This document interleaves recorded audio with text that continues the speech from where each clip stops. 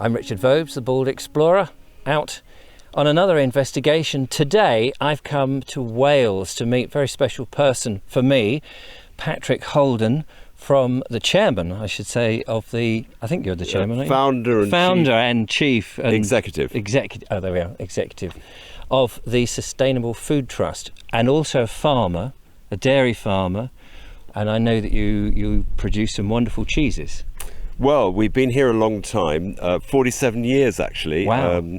We came in 1973, and it was a community farm. I was part of the Back to the Land movement. Oh, right. Back in the day. And the community didn't survive in its then form, but I did and the farm did, and here we are, and we've got a dairy herd. Actually, these cows are the descendants of the original animals that we bought in 1973 from Scotland and Sussex. Fantastic. And they are Ayrshires, native breed, and we are farming in harmony with nature, and now all their milk goes to produce a single farm raw milk cheese called Havod, which we started making in 2007, and so that's our story. Amazing. Well, that's just so great. So you're the perfect person to talk about farming, because I'm on a bit of a journey. Now, I'm not a farmer. I'm one of the consumers who started to read around the subject of farming in the process of making my videos, and started to understand that a lot of the food that we buy in the supermarkets are not as healthy as we're led to believe, and some of the marketing with the so-called pictures of farms and things are complete lies, and in a way we're being duped. Is that a fair assumption? Well, I don't know if we're being duped, because you say we're being duped, it implies there's some Machiavellian person trying to dupe us. Right. Well, marketing of a farm brand that is not necessarily a farm that certain supermarkets, without mentioning names. Hello. What's your name? She might be bullying, which means she's on heat. If she is on heat, I just hope she doesn't jump on you. Yes. But we'll keep an eye on that. I'll be well flattened. From my understanding, organic farming is where you've got the nutrients and the minerals are going into the food that intensive farming is not really providing in a holistic way. Yeah, I mean, you're not wrong that the farming practices which have taken place during my farming lifetime, which is nearly 50 years, have become more and more intensive. Yeah.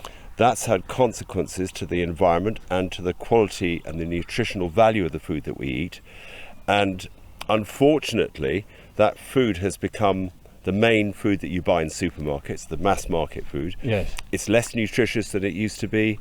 It appears cheap when it isn't really, because there are hidden costs associated with those production systems which we're paying for, but we don't realise it, either through taxpayers' support or through maybe cleaning up the nitrates from the water or in other hidden ways. Yes. And so we're in a bad situation where most of the food we eat is not produced in a sustainable way, nor is it making us healthy. And what to do about that maybe is the discussion, because it's great that you don't know too much, quote unquote. I didn't know too much about farming when I came here. I was a Londoner. I grew up in London. I was, back to the lander, as I said. I just wanted to do the right thing, to farm in harmony with nature. I didn't know if it was possible. And now, all these years later, I believe that it is, but the sort of farming we're practicing here is marginal. We're probably only 5% of the farmers in the UK max are doing it this way. Right. We believe that if we're going to address climate change, biodiversity loss, and all the other things that problems we've got at the moment, most farmers need to switch the kind of methods we're using here. Why isn't that happening? Let's discuss it. Yes, well, that's it. Why isn't that happening? I mean, I know in Sussex we have prairie farming, monoculture. So you've got the landscape has been obliterated with its wildlife. You barely see any birds. There's no bugs and all of that. And it seems that mass production, that globalization of farming, seems to be the way to produce cheap food. But the knock-on effects of that is surely that the soil is, well, this is what we're told, the soil is slowly dying, and we're going to be stuck Whereas what you're doing and other organic farmers are doing are protecting the soil and keeping it for generations to come. Yeah, we are doing that, but unfortunately, and you can't really blame the farmers for this, No. doing farming in such a way that is causing damage to the environment or public health, as I said, pays better than the kind of farming we're doing. Right. And for as long as that is the case, I mean, I've got a day job, as you Yes. know, so where does most of my income from? My day job, not from my farming system. Right. So as long as it remains the case that farming sustainably is less profitable than farming intensively, most farmers aren't going to be able to change. So the question is, why has this weird situation come to pass where doing the wrong thing pays and doing the right thing doesn't, even when most people realise that we've got to address climate change, we need to be healthier, we've got COVID, Yes. we need to reverse the declines in biodiversity, and yet still it isn't happening. So why is that not happening then? I think it's a combination of the polluter not paying, in other words, damaging practices of farmers who are farming intensively. They don't have to pay for the cost. Right. So let's say a farmer uses a lot of nitrogen fertilizer or pesticides and has an arable monoculture, as you said. Yes. Well, there's nitrates going into the water, there's greenhouse gases going into the atmosphere, all the insect life is gone and the bird life. Yeah. The farmers are not financially accountable for that damage. And for as long as they're not accountable, why wouldn't they carry on doing it? Because if you buy nitrogen fertilizer, you put it on the land, you get a big yield, and that pays. Are they not encouraged through subsidies to go down that road of... That's the second thing, misdirection of subsidies. So the Common Agricultural Policy, it has to be said, actually, with encouragement from successive British governments. Yes. So yes. it's not the CAP that's at fault, even though Michael Gove said it was. Right. Has encouraged farmers through subsidies to continue to farm the way they are.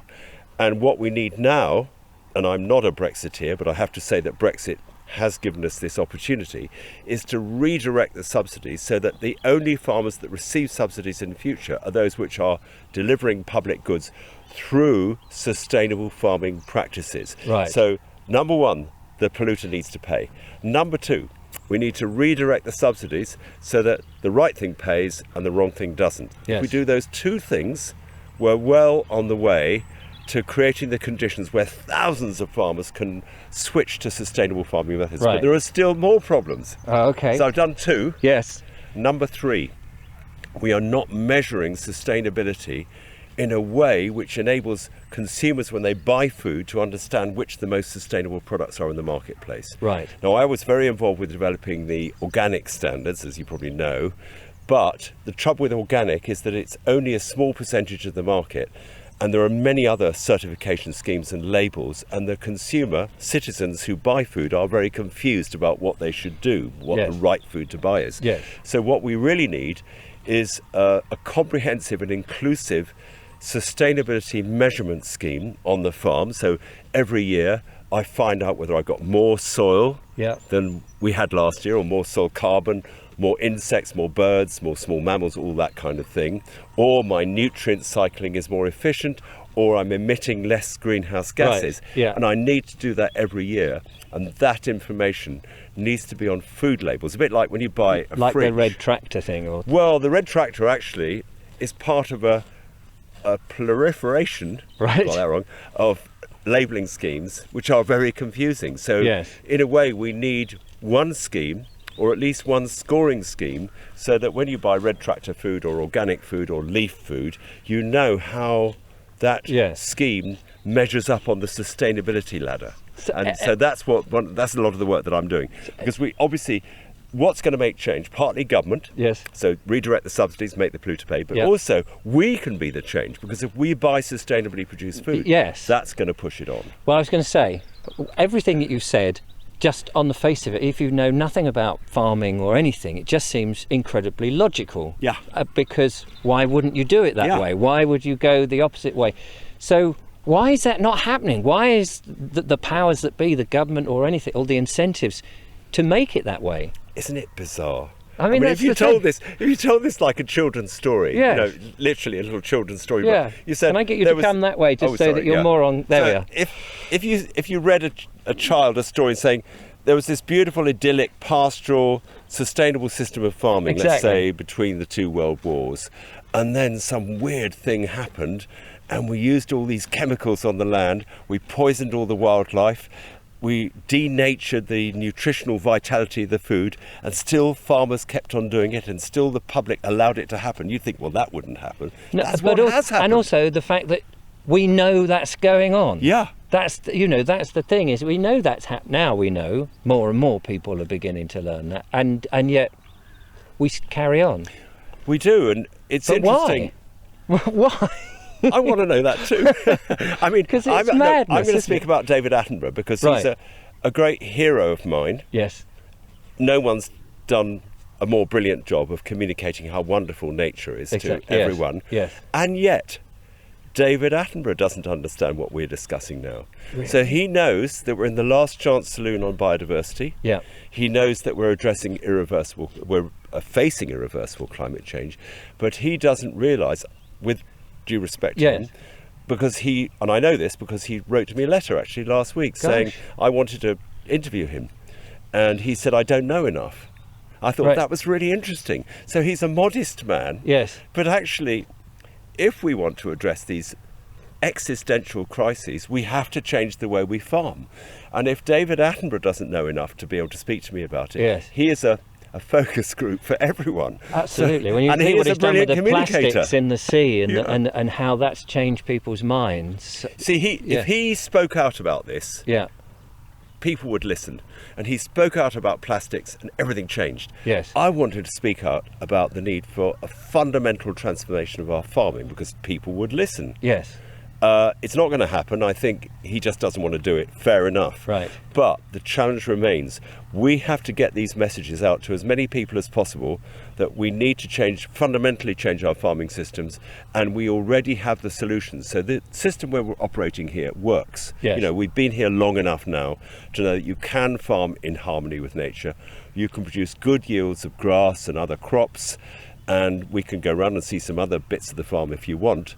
And discuss what we're doing here, but it does work, and many thousands of farmers could adopt these methods. Yes. And it could feed the nation, and all the rest of it. So, what about people power themselves? And Graham Harvey, in his book "We Want Real Food," suggested that if the public en masse made demands of supermarkets, because that's the marketplace now, and said, "I don't want to have." Sorry about the flies. No, but no. Lots of insects on this Yeah, one. absolutely. No, that's perfectly all right. That's a good, healthy sign. Yeah, it is. Actually.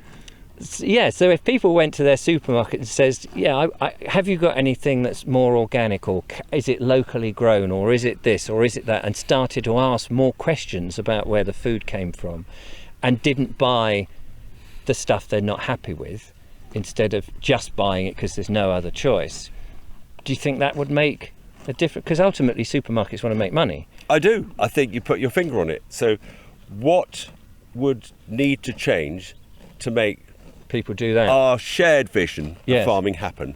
Firstly, but not necessarily in this order, it's government action. So make the polluter pay, redirect the subsidies. We discussed that. So that's a sort of behind the scenes thing. Exactly. Yeah. And we need to influence them, because at the moment the governments don't think that food and farming is on anyone's agenda politically. So they Right. don't care. They just think we're addressing other stuff, whatever it is, COVID, COVID. everything. But if they thought they would get re-elected if they did something about what we've been Yes. discussing, then Well, they would do it. of course. But they don't think so, and they're probably right. So the other thing we can do, so if people are determined to be the change through their own citizen action, the most powerful thing they can do is, let's say they're shopping for food in supermarkets at the moment, they might want to change, but let's say if they go into their local supermarket and they look for food which has got a story which includes where the food came from, how it was produced, ideally who produced it, and only buy that food.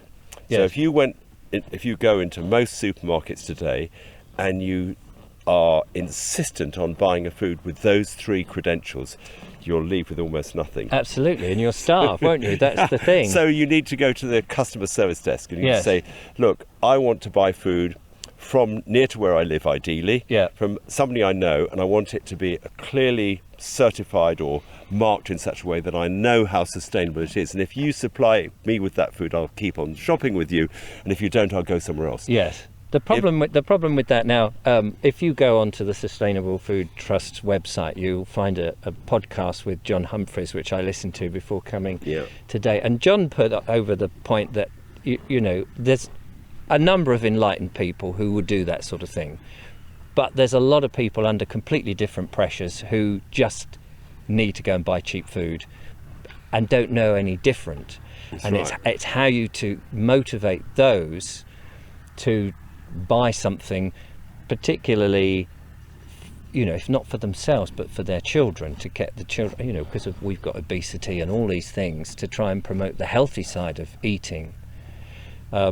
Well, there are some people for whom affordability of food is crucial. Maybe, Yes.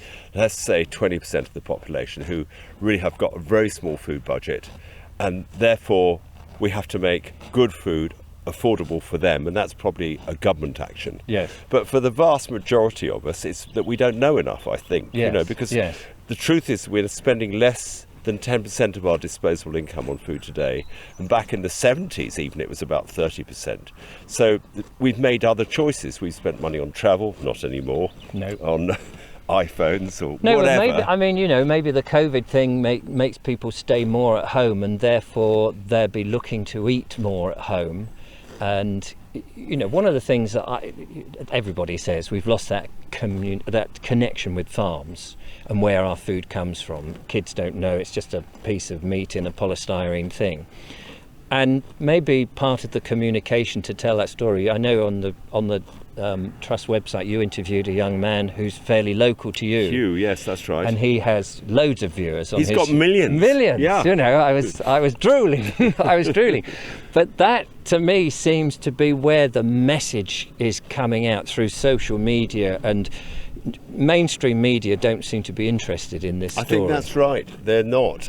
But if we could get enough people to realise that what's at stake is literally climate change, biodiversity loss, and their health, and Yes. I think that's the key. Yes. The people who are at the moment buying the cheapest food because they don't know any different, Yes. if they knew how much was at stake, I think they would change their buying Well, habits. if you could get a government minister or somebody up at high end to say that in order to not get COVID, Yeah, well, you it's have to interesting. eat health, which you know would help you. Well, they did some analysis. I heard this on World Service. They looked at whether lockdown was related to the amount of deaths. So in other words, there's Right. different countries throughout the world have done lockdown sooner or later. We were quite late. And they correlated it with the number of people who died from COVID.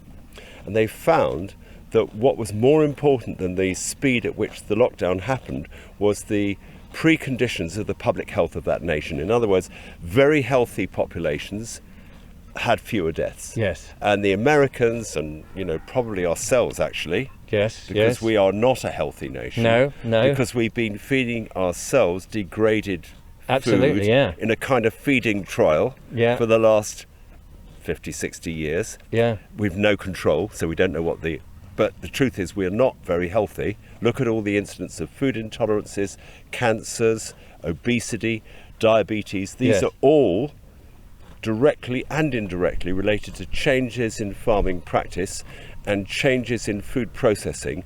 But it's like putting a frog in cold water and gradually getting it warmer. We haven't noticed. We don't notice it, no. And I mean, I made the observation, I was waiting for a friend in the supermarket because I didn't want to go in wearing all the masks and all that nonsense. And I was waiting there, I was just watching the people going into the supermarkets and the size of them waddling in. It's shocking. And it is. And why are people getting obese?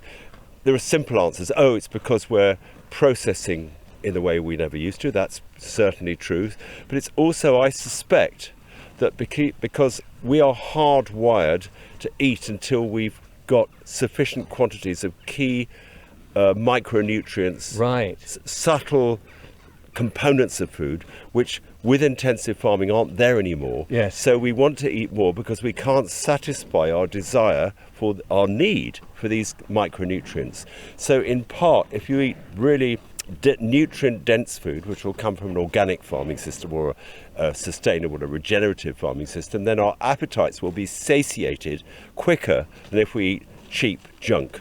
Yes. And we don't know that either. No, I know. And I mean, it's all biology at the end of the day, isn't it? Look at these beautiful cows all around. Isn't that lovely? But normally, I'm actually quite frightened of cows. These are very calm. Look how they're surrounding us. They're very beautiful. She is interested in what we're doing, and probably. Would you like to say a few words?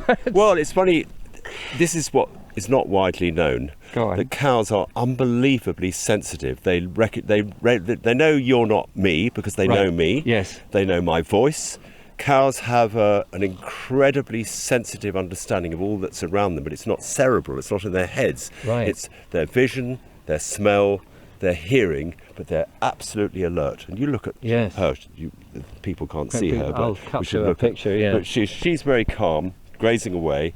She's not bothered about us because she knows it's all very safe. And these cows are really quiet because we love them right from the time when they're calves. Yes. And that's really important because we need to look after and be compassionate towards animals if we're going to eat their products. Yes. And you'll know that this is another element of the confusion. There's a big rise in veganism and vegetarianism over the last few years. And I would say that a lot of that is to do with young people protesting, saying, we know that there's a lot of industrial animal farming going on, intensive chicken farming, intensive pig farming, and intensive dairy farming, and we don't want to have any part of that. Yeah. They don't know enough to know that if they bought the sustainable products from cows like these, it would be okay, and actually more than okay, an essential part of the solution. They just think, I can't tell the difference, I'm not going to eat any of it. No. So the whole vegan vegetarian revolution which is going on is ironically making it more difficult for truly sustainable farming to go to scale, because in a truly sustainable farm you need a crop rotation to build fertility, which is probably clover and grass, what we're standing on here, and that probably needs to occupy between 40 and 60% of the total rotation, which means that on a sustainable farm at any one time more than 50% of the farm is going to be in grass. Well, if you're not eating any livestock products, that means that 50% of the land area is making the farmer no money. Yes. So farmers who are farming all arable at the moment, just crop after crop after crop, people like me are coming along and saying, well, you ought to go sustainable. And they go, okay, what do we do? And I say, introduce a crop rotation to build fertility and graze it with cattle and sheep. They're going to go, why? Yeah. No one's eating red meat at the moment from grass-fed animals because they think it's bad for climate change and bad for them. Yeah. So I can't do that because they're not going to make me enough money to survive. So as a result, they won't make the change. So we need to understand. Excuse that sudden noise. Isn't she a beautiful animal? They're all beautiful, but yeah, absolutely. So we need to understand the role of these ruminant animals. Ruminants means that they can digest grass because they have a rumen, and that's cattle and sheep, are centrally important to truly sustainable farming systems. Whereas the intensive chickens and the pigs and the mega dairy farms, they are part of the problem. So we shouldn't support those systems by buying those foods in the marketplace. But like the prayer, we need to know the difference between the two. And that's why this is an educational process. Yes. And everybody needs to go on farms like we are now and discuss these issues. And somehow we have got to get that message across because time's running out for us all, really. It is. We haven't got long. Maybe 10 to 15 years to put into place the change towards truly regenerative, sustainable and organic farming systems. Otherwise, we're going to be faced with irreversible climate change and possibly an ecological catastrophe because we just won't have enough biodiversity left to make everything work. Yes. So there you go. You heard it here. Thank you so much, Patrick, for letting me come out and see your cows, come to your wonderful farm in Wales and talk to you in person. It's been an absolute joy. Thank you very much. It's mutual. Ah, bless you. Don't forget to follow, like and subscribe, and I'll be doing more of this as and when. But in the meantime, thank you for watching. If you've got any interesting comments, then put them down and note the word interesting comments. I get a lot of mad comments, so that would be great. Give us a thumbs up And I'll see you next time. From Patrick and I here. Now, just give us the name of your farm, because it's in Welsh and I'm not very good at. Bullchwananfawr.